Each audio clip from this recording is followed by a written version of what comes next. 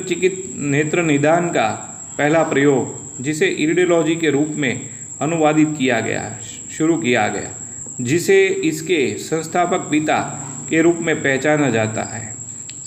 सबसे आम कहानी यह है कि नैदानिक उपकरण के लिए विचार मिला जब एक ऐसे व्यक्ति की आँख में समान धारियाँ दिखने के बाद मिला, जिसे यह एक टूटे पैर और एक उल्लू की आँख का चित्र था, जिसके पैर वॉन पेजली कई सालों से पहले टूट चुके थे। फर्स्ट इंटरनेशनल इरिडोलॉजिस्ट कांग्रेस में इग्नाज वॉन पेजली ने के भतीजे अगस्ट वॉन पेजली ने इस मिथक को आयो की फर्ल के रूप में खारिज कर दिया और कहा कि ऐसे दावे बेहिसाब हैं। द्वितीय पिता इरिडोलॉजी से लगता है कि नील लिलीक्विस्ट ने स्वीडन में जिसे अपना लसिका नोट्स के परिणाम बहुत से अधिक का सामना किया। आयोडीन और क्विनीन से बनी दवा के एक दौर के बाद उन्होंने अपना आयरिश के रंग में कई अंतर देखा और अवलोकन में उन्हें 1893 में एटलस बनाने और प्रकाशित करने के लिए प्रेरित किया, जिसमें 258 काले और सफ़ेद चित्र और आयरिश के 12 रंग चित्र में शामिल हैं, जिसे आई के निदान के रूप में जाना जाता है। प्राकृतिक उपचार के क्षेत्र में जर्मन योगदान एक मंत्री पादरी इम्यूनियल फैल्के की वजह से है, जिन्होंने विशिष्ट बीमारियों का इलाज के लिए होम्योपैथी के रूप में विकसित किया था और 1900 की शुरुआत के दिनों में नए आयरिश संकोति का वर्णन किया था। हालांकि पास्टर फैल्के लंबे और कड़े मुकदमेबाजी के अधीन था। फाल्के के संधान में ज़ेल्ब्रिन जर्मनी इरिडोलॉजिस्ट रिसर्च और ट्रेनिंग के प्रमुख केंद्र के रूप में स्थापित किया गया था। आई इरिडोलॉजी के अधिक जानकारी प्राप्त हुई संयुक्त राज्य अमेरिका 1950 के दशक में, जब बर्नार्ड जॉन्स ने एक अमेरिकी चायरोप्रैक्टर ने अपनी पद्धति की कक्षाएं देना शुरू कर दिया था।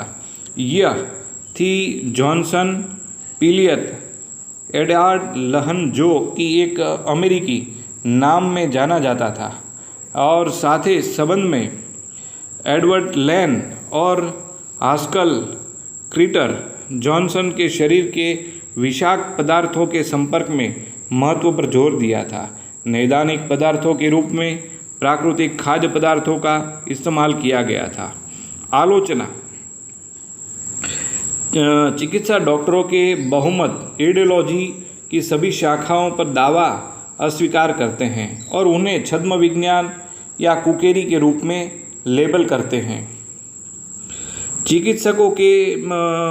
चिकित्सकों सहित समीक्षकों इरिडोलॉजिस्ट को खारिज कर दिया, क्योंकि प्रकाशित अध्ययनों के दावों के लिए सफलता की कमी के संकेत दिया। तिथि करने के लिए नैदानिक डेटा शरीर की बीमारी के बीच में संबंधों का समर्थन नहीं करते और आयरिश के परिवर्तनशील परिवर्तनों का मिलान करते हैं। नियंत्रित प्रयोगों में इरिडोलॉजी के चिकित्सकों ने आँखों की परीक्षण में मध्यम में एक बीमारी या स्थिति का उपस्थिति का निर्धारण करने में मौलिक तरीके सांख्यिकीय रूप में बेहतर प्रदर्शन किया है। ये बताया गया है कि इरिडोलॉजी का आधार तथ्य के साथ अंतर है। आयरिश किसी व्यक्ति के जीवन में पर्याप्त परिवर्तन नहीं करता। आयरिश बनावट एक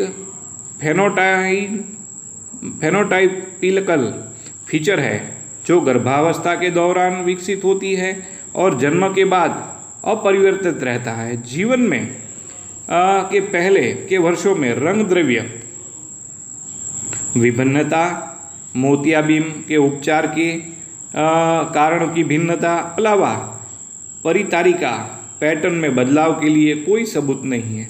आयरिश संरचनाओं की स्थिरता बायोमेट्रिक तकनीक की नींव है जो पहचान उद्देश्यों के लिए आयरिश मान्यता का उपयोग करती है। आइडियोलॉजी में वैज्ञानिक अनुसंधान आइडियोलॉजी के वैज्ञानिक मूल्यांकन की तरह पूरी तरह नकारात्मक परिणाम दिखाया है। साथ में सभी कठोर डबल अंधा परीक्षण ने अपने दावे के लिए कोई सांख्यिकीय महत्व नहीं पाया है।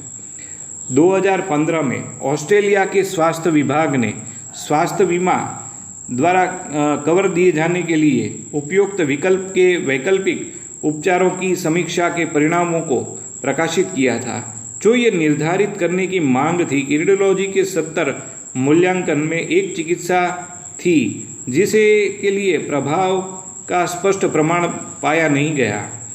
1957 में एक जर्मन अध्ययन में जिसके 1000 से अधिक लोगों की 4000 से अधिक आयरिश तस्वीरों को मिलाने निष्कर्ष निकालने की निदान उपकरणों के रूप में रेडियोलॉजी उपयोगी नहीं थी।